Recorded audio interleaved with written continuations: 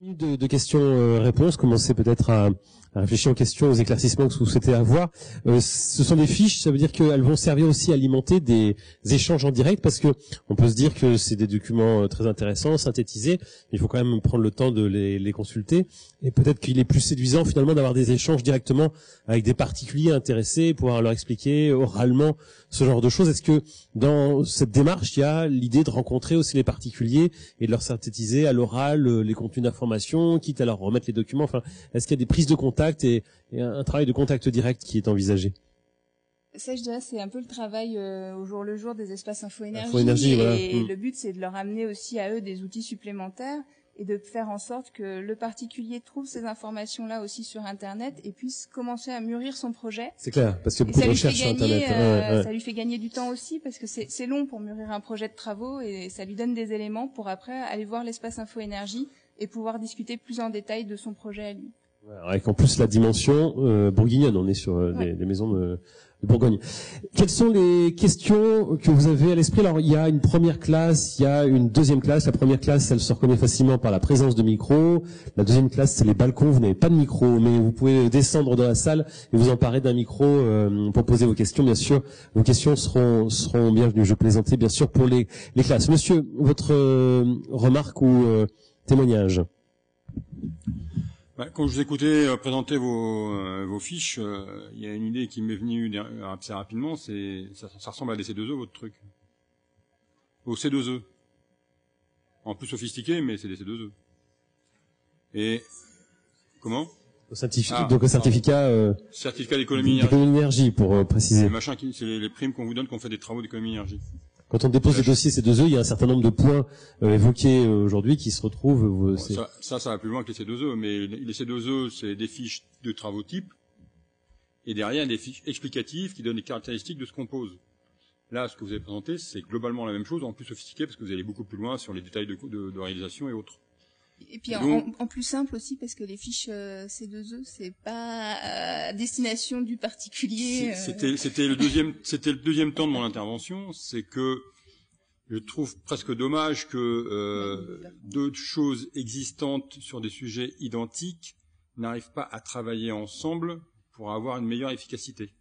Donc c'est pas tout à fait la même chose. Parce que c'est la rénovation. Non, là, l'idée, c'est vraiment d'accompagner, surtout via l'arbre de rénovation. Les certificats d'économie d'énergie vont pas vous permettre de faire ça. Enfin. Quand vous mettez l'isolation sur les murs, c'est ce que vous présentez. Quand vous mettez une double flux, c'est ce que vous présentez. Quand vous mettez des fenêtres, c'est ce que vous présentez. Quand vous mettez une pompe à chaleur, c'est la même chose.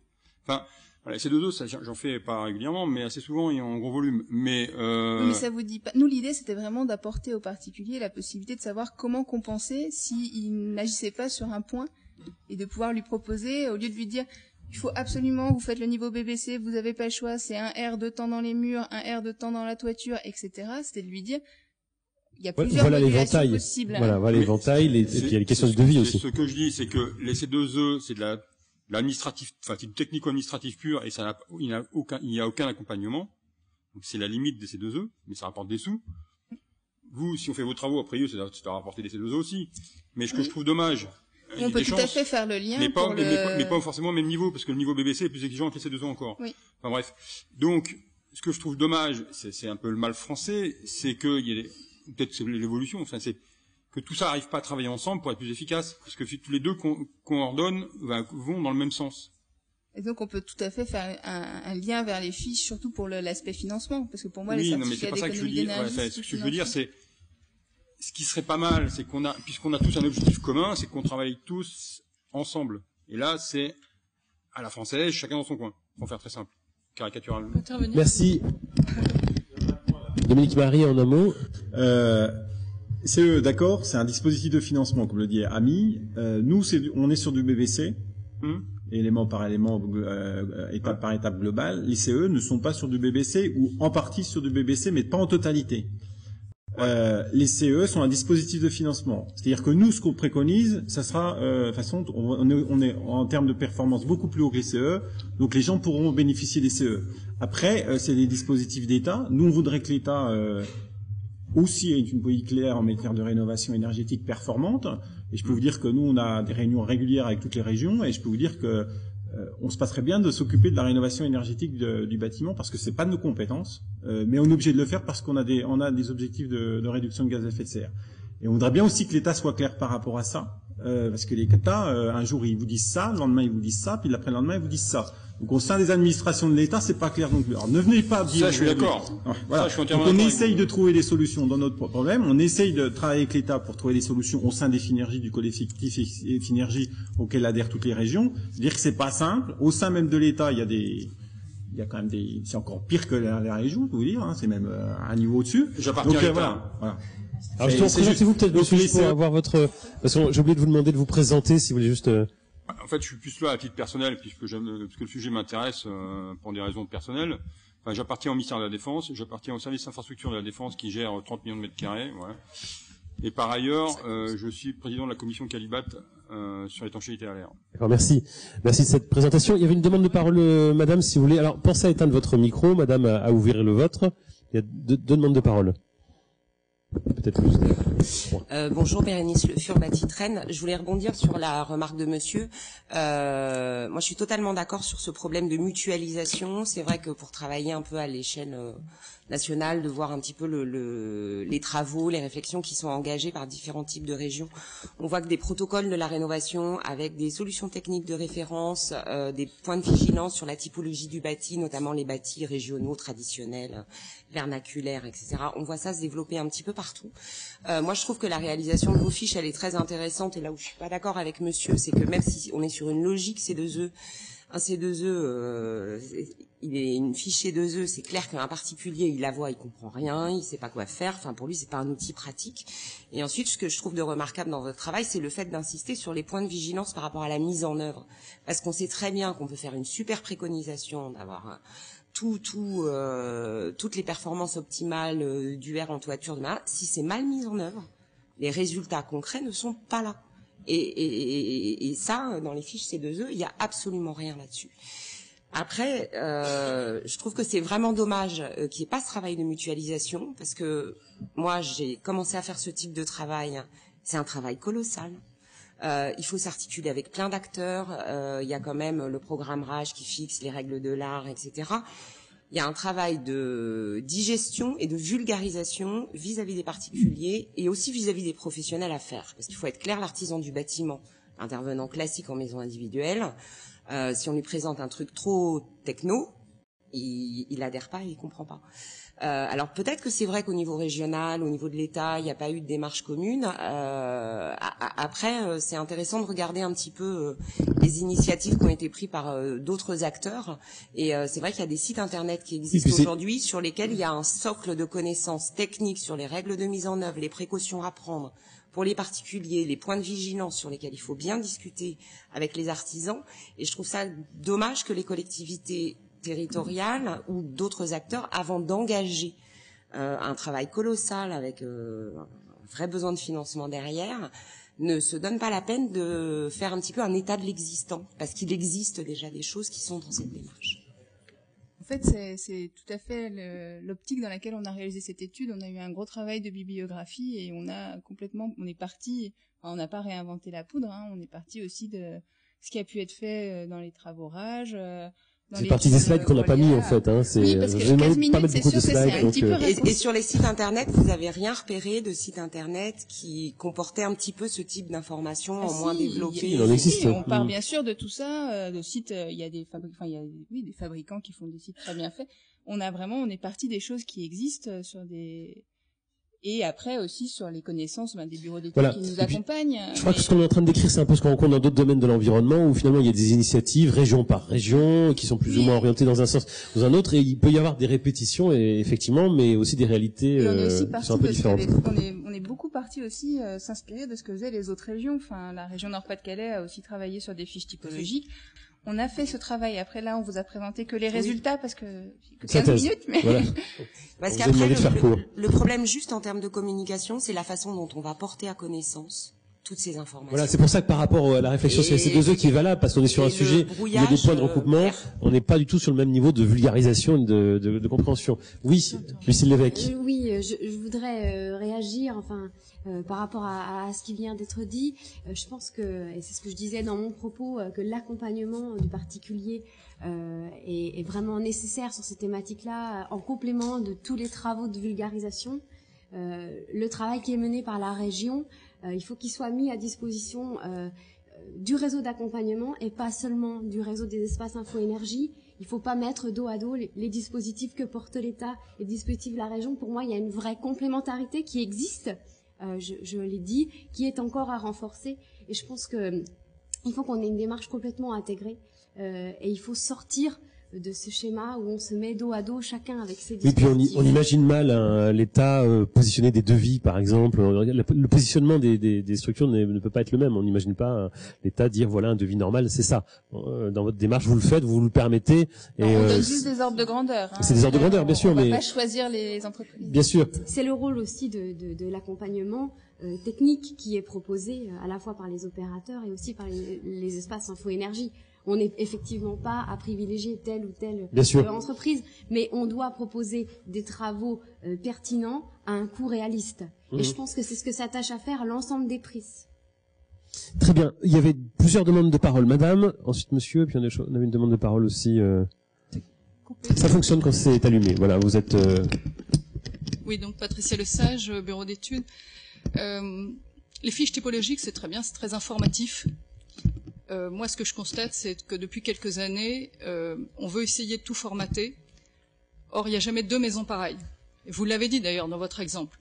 Il y a toujours une extension en agglo, alors que vous avez des murs-pierres de l'autre côté, donc vous pouvez pas uniformiser les solutions.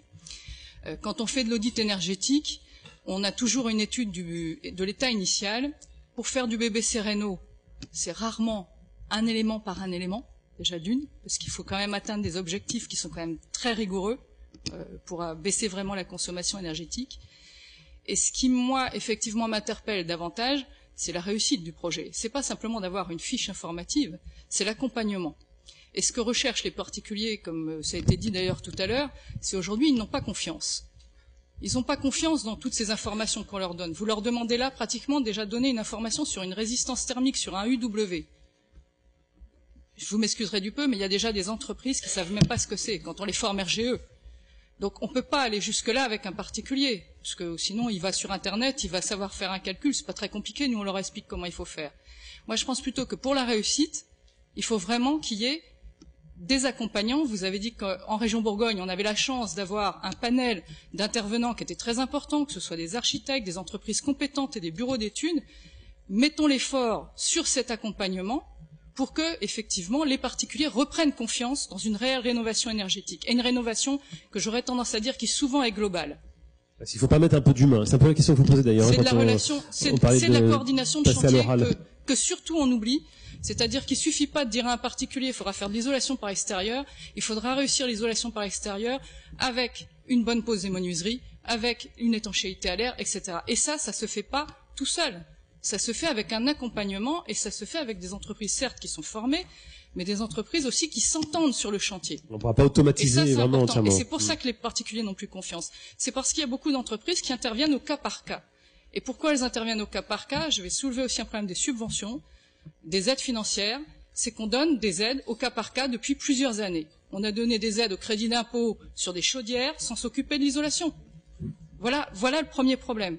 Donc je pense qu'il faudrait peut-être réfléchir à d'autres méthodes d'accompagnement, c'est-à-dire vraiment un accompagnement global aujourd'hui dans la rénovation en faisant intervenir tous les acteurs. Ça c'est un point qui va revenir effectivement à plusieurs reprises dans la journée. Monsieur, vous vouliez également intervenir. Merci de bien vouloir vous présenter. Oui, bonjour, Denis Ascal, je suis aussi maître d'œuvre pour les particuliers, donc je voulais vous dire que ça existe.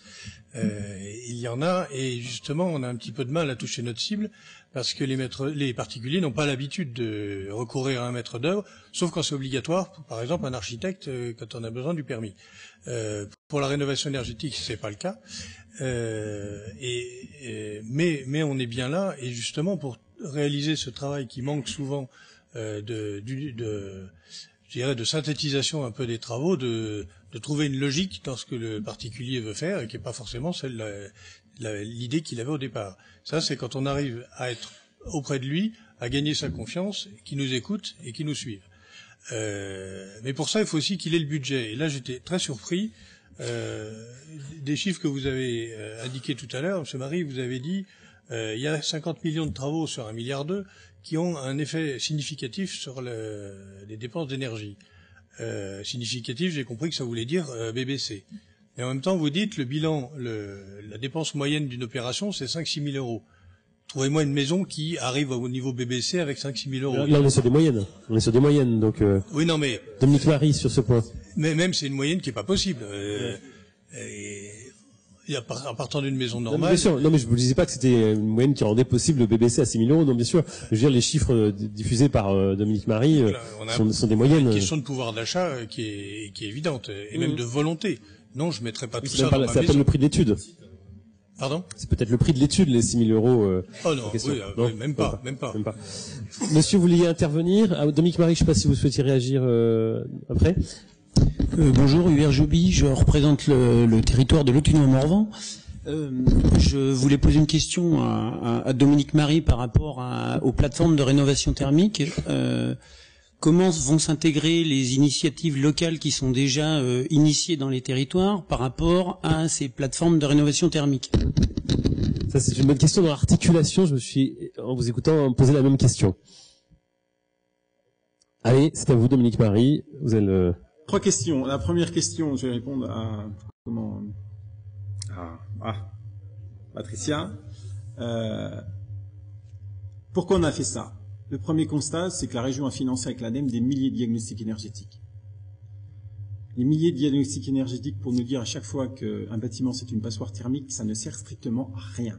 Et que pour faire ce bâtiment et le rénover en BBC, il faut isoler les murs, isoler les combles, isoler le plancher, changer les menuiseries, changer la ventilation, ça ne sert à rien. Et votre travail de bureau d'études thermiques n'a rien à voir avec le travail qu'on veut faire demain, qu'on veut vous faire demain.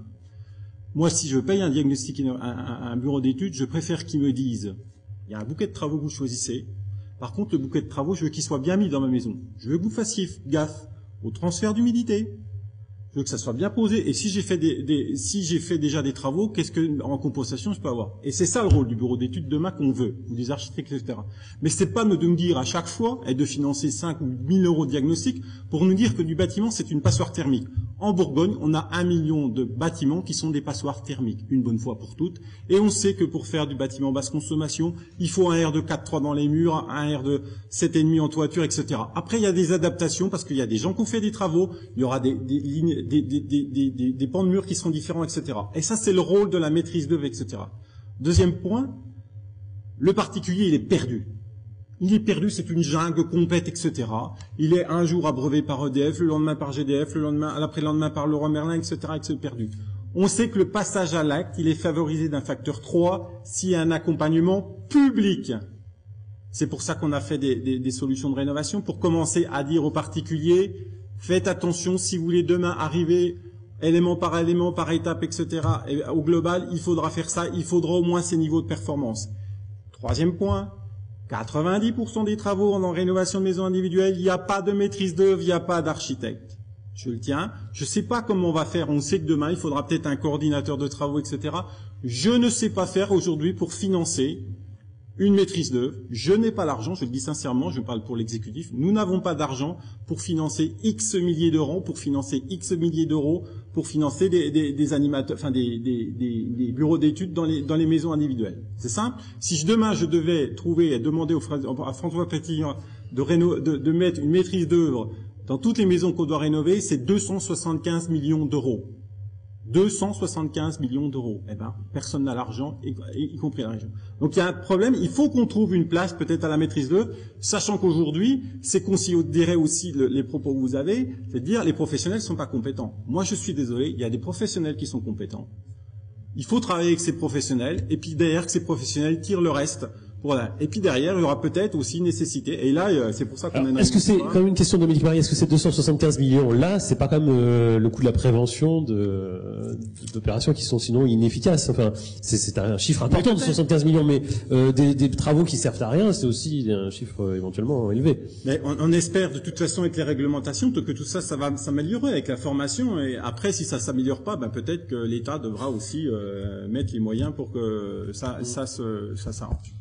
Donc il y a le premier point, pourquoi on a lancé ça? On ne remet pas, c'est pas pour dire il y a plus de maîtrise d'œuvre, etc., etc. C'est aussi pour accompagner les particuliers qui sont perdus dans ce monde d'information et ça c'est important. Et puis aussi de faire attention parce qu'on voit aussi qu'on a un patrimoine architectural fort et que aujourd'hui il est fait n'importe quoi et qu'on n'a pas envie que la Bourgogne ça soit du polystyrène partout, etc., etc. On a un capital patrimonial qui fait aussi que la Bourgogne est touristique aussi. Si demain on fait pas attention, c'est aussi la Bourgogne qui sera, au point de vue économique, pénalisée. Ça c'est le premier point. Le deuxième point, Hubert Joby. Hubert, très bien. Dans l'initiative autunoise est très bonne. Vous serez invité, l'Autunois sera invité dans quelques temps à une réunion organisée par Dominique Lapôtre et l'ADEME et Myriam Normand. Voir comment vous insérez dans le dispositif régional. Moi, je peux pas répondre aujourd'hui. À vous aussi, vous aurez un cahier des charges qui sera mis à votre disposition, etc. Sachez que simplement que la région a un rôle d'agrégateur, et je le disais avec l'État et l'ADEME au niveau régional. Après, c'est au territoire qui se mobilise. Heureusement que les territoires n'ont pas attendu la région pour se mobiliser. Et je trouve ce que vous faites dans vos territoires est très bien.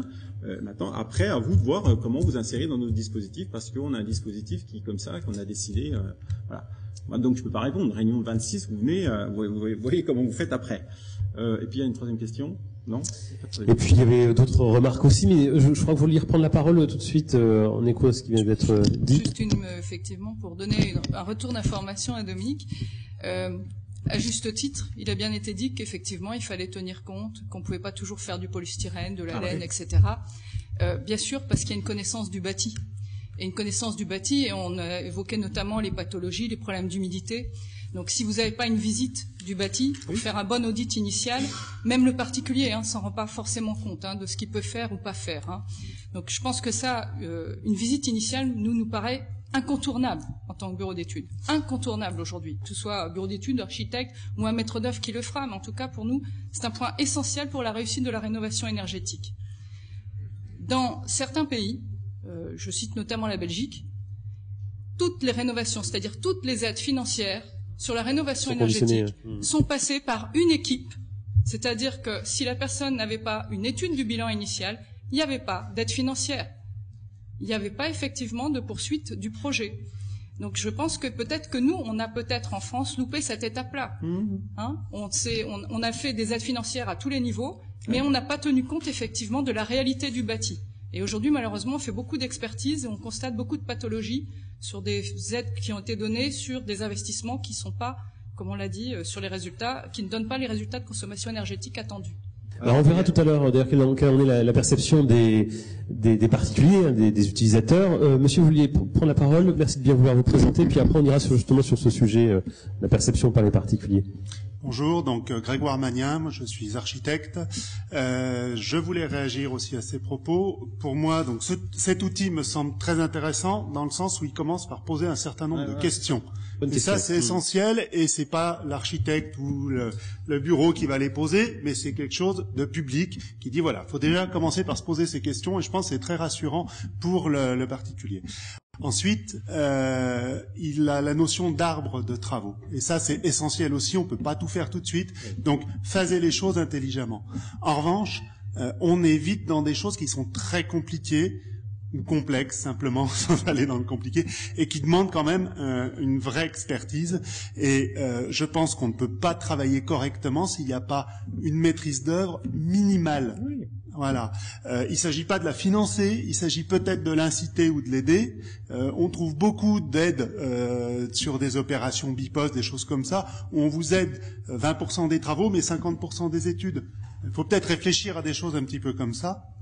Et puis j'irai plus loin en disant que Quand on va chez le boucher, on va pas lui demander du pain et on va pas demander du jambon chez le boulanger. Donc là, c'est pareil. Un maçon, il va vendre de la maçonnerie, et un plâtrier, il va vendre de l'isolation qu'il a l'habitude de poser. Alors que c'est pas forcément la bonne solution. Donc s'il y a pas quelqu'un à un moment qui lui dit, bah moi je pense que ce qu'il faut, c'est faire un sandwich avec du pain et du jambon, on va pas arriver à trouver la bonne solution et on fera des mauvaises choses. Et puis surtout, pour aller plus loin, financer des travaux de réhabilitation énergétique, ça coûte cher et c'est très rarement rentable.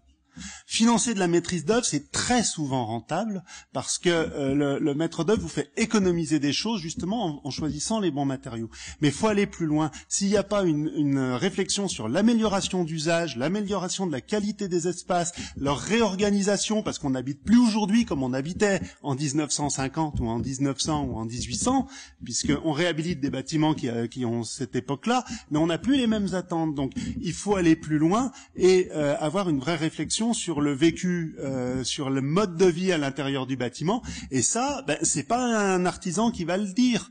Encore une fois, c'est un concepteur. Et l'architecte, il est pas là que pour signer un plan parce que il y a besoin de déposer un permis. Loin de là. C'est pas l'esprit de la loi sur l'architecture en France, en tout cas. Merci beaucoup. Très rapidement, parce qu'on va dépasser le temps, monsieur. Très court. Je suis un particulier. C'est bien, alors vous prenez le temps parce qu'il n'y a pas beaucoup de particuliers aujourd'hui, on peut... Je suis un peu esselé, excusez-moi. Il est beaucoup de questions de moi et je vous remercie tous.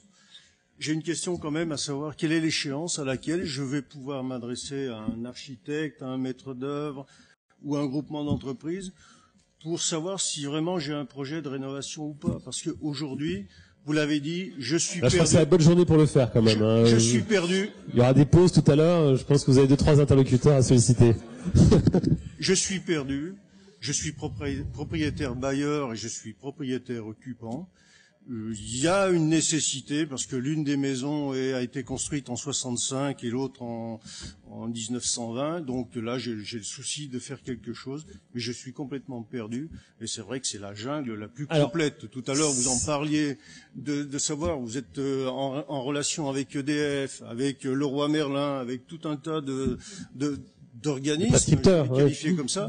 Mais très honnêtement, enfin, j'ai la chance d'avoir un niveau intellectuel évolué, mais je me mets à la place de personnes qui sont peut-être vieillissantes et n'ont pas ce niveau intellectuel, mais en aucun cas ils franchiront le pas de faire une... Vous allez nous faire, si vous acceptez de faire la transition, on va parler justement des particuliers et de ce qui fait frein dans le développement de la réhabilitation. Si vous voulez bien garder la parole juste une minute, qu'est-ce qui vous freine, vous, et on va passer à la table ronde suivante. Qu'est-ce qui freine? Qu'est-ce qui me freine aujourd'hui? C'est que j'ai pas de visibilité sur la démarche à conduire pour faire de la rénovation sur ces maisons. Je ne sais pas par quel bout le prendre. Je vais vous dire, j'ai commencé par le petit bout de la lorgnette pour mon locatif. J'ai dit tiens, il faudrait remplacer les menuiseries qui sont en vitrage simple par de la menuiserie PVC double vitrage. Donc j'ai démarché des artisans et j'ai des offres, j'ai des devis. Jamais. Ces artisans ne sont absolument pas conscients et soucieux d'un traitement global de l'isolation de cette maison. J'ai approfondi un petit peu le sujet en me rendant compte que changer les fenêtres, mettre du double vitrage, mais en gain énergétique, c'est peanuts, c'est rien du tout, c'est 10, c'est 15% grand maximum d'une consommation de 3 000 euros de gaz par an sur cette maison-là. Donc je ne sais pas si je vais faire ça. Je ne sais pas. Je voudrais juste quand même... Ce que j'aimerais, c'est savoir maintenant quelle est l'échéance à laquelle je peux dire, dans 1 an, dans 2 ans... J'aurai un interlocuteur... Je vais avoir des interlocuteurs qui vont pouvoir... Bonne question, hein. Me prendre en main, si je puis dire, m'accompagner, me conseiller, et puis d'arriver à un résultat. Alors on va progresser. Lucille Lévesque, très brièvement, puis après on va progresser quand même. Hein. J'y suis passée rapidement tout à l'heure, mais il existe déjà un réseau d'accompagnement au travers des éléments que j'ai présentés tout à l'heure, au travers des points rénovation info-service, du guichet unique national que vous pouvez appeler. Après, cet accompagnement est certes perfectible et on peut aller plus loin, mais vous avez des interlocuteurs qui sont là pour vous aider. L'espace info-énergie, et les points rénovation info-service. Voilà, et eux disposeront de ces informations et pourront répondre. Je pense qu'il faut garder quand même ça en tête. Hein. J'ai pris rendez-vous avec un conseiller, etc. Bon, je verrai ce qui va en ressortir. On va organiser une prochaine journée technique et vous nous direz ce que vous avez appris auprès de ces conseillers. C'est aussi des solutions. Très vite, monsieur, vous avez demandé la parole. Si vous voulez bien faire très.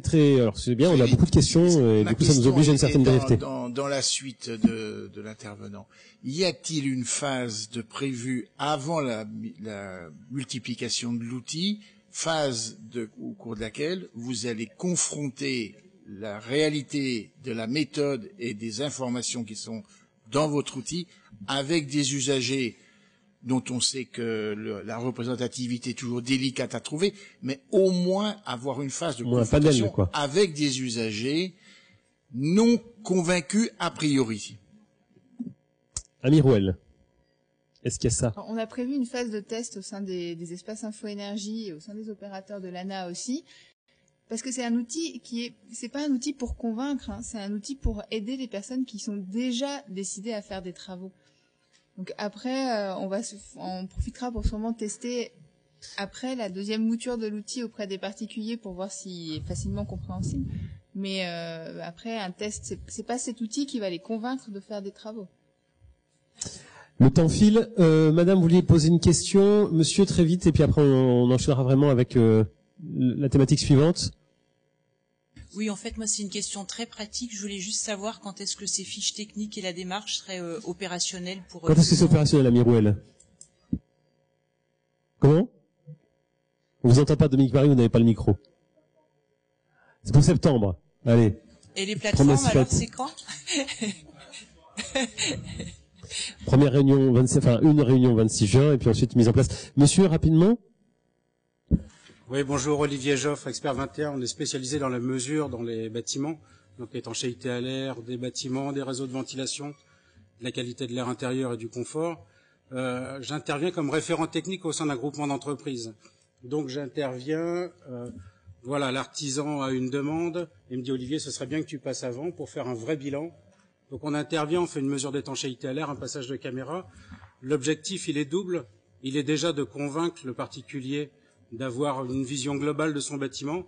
Donc quand on fait un test d'étanchéité à l'air, on enfume le bâtiment. Et donc quand il voit le toit fumé, effectivement, il est convaincu de la réfection du toit, même s'il était déjà isolé, est une bonne solution pour avoir une performance globale. Et avec le passage de caméra, on a une vision de l'état du bâtiment. C'est de l'avoir. Et on a les éléments pour démarrer. Alors, pas des grandes études, parce que j'en ai fait aussi en dynamique, des choses comme ça, qui coûtent cher et qui amènent toujours au même résultat, c'est vrai. Mais aujourd'hui, on fait des petites études pour répondre à deux questions, parce que le particulier, il a deux questions, c'est combien ça va me coûter, combien je vais économiser, et qu'est-ce que je vais gagner en confort. Oui, finalement, le particulier a de bonnes questions. Donc l'étude est ramenée à son strict minimum, et la question que j'ai envie de poser à monsieur, c'est est-ce que vous êtes prêt à avoir un pilote et de le payer entre 1000 et 2000 euros suivant les bureaux d'études, pour qui déjà définissent le programme de travaux et le bouquet de travaux le plus pertinent en fonction de votre budget, parce que c'est ça la réponse qu'on va vous apporter, et ensuite encadrer les entreprises pour qu'il y ait une coordination entre les différents corps d'État et qu'on vous amène la solution la plus pertinente. Ma réponse, elle est simple, mais elle est personnelle, elle n'engage que moi, c'est oui, moi je suis prêt à payer une prestation qui me conduise à un résultat global. C'est très clair. Voilà. Et la question d'après, c'est est-ce que monsieur est représentatif du parc de particuliers? Je ne sais pas. La réponse est non. Ça c'est une bonne question aussi. La réponse est non. Voilà. Pas sûr. Monsieur. Mais moi, à titre personnel, oui, je suis prêt à financer. Monsieur Coirin, maire de Vénézy, élu donc d'une commune de 950 habitants. Alors, dans ce qui a été dit depuis le début, ce que je retiens, c'est qu'effectivement, si nous sommes ici, c'est, comme vous l'aviez dit, objectif, réduction du CO2, etc. Je pense que c'est quelque chose intellectuellement que tout le monde comprend ici, mais sur les 940 habitants, si je fais une enquête, d'abord, qu'est-ce que c'est que le CO2 ? Je suis persuadé que j'aurai pas beaucoup de réponses. Donc, en conséquence de quoi, l'aiguillon qui doit nous pousser à rénover notre bâtiment, je ne suis pas du tout convaincu que la notion de CO2, même si elle est médiatique, même si, etc., elle interpelle les gens formés comme monsieur particulier, je pense que le particulier qui rénovera, s'il le fait, c'est surtout pour économiser. Or, pour économiser l'énergie, il faut que l'énergie soit plus chère. Tant que l'énergie sera au prix qu'elle est à l'heure actuelle, même si elle est chère, elle n'est pas suffisamment chère pour investir massivement dans une rénovation. Ça, c'est le premier point. Et ça, nous n'avons pas la main. Par contre, l'axe où on pourrait peut-être travailler et qui n'a jamais été dit, puisqu'il s'agit de maisons résidentielles individuelles, je pense qu'il y a une notion patrimoniale. Or, je pense que les Français, qui sont des gens qui aiment la pierre, si on leur dit dans votre future éventuelle vente ou transmission de patrimoine, la valeur énergétique de votre maison sera dans le prix de vente que vous céderez soit à vos enfants, soit dans la vente, croyez-moi, ça stimulera beaucoup plus les travaux, et là, vos fiches seront pertinentes. Tant qu'on n'aura pas fait ce genre de choses, les gens resteront sur leur compte à soi parce que, justement, c'est compliqué, parce que le CO2, c'est intellectuel, c'est pas du tout motivant. Dès lors que vous augmentez l'énergie primaire, mais ça, nous n'avons pas la main, c'est le marché mondial. À l'heure actuelle, le fuel a redescendu. Il suffisait j'ai connu le fuel à 1 euro, 1,10 €, croyez-moi, des pompes à chaleur, ils s'en vendaient.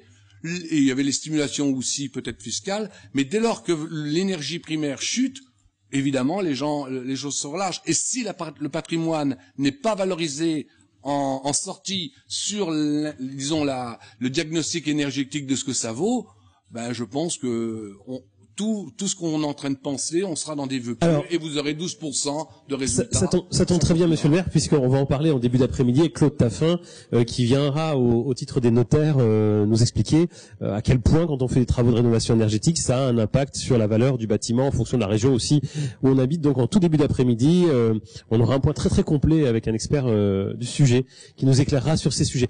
Merci beaucoup pour les questions que vous avez posées. On peut applaudir nos 3 premiers intervenants, Lucille Lévesque, Dominique Marie, Ami Rouel,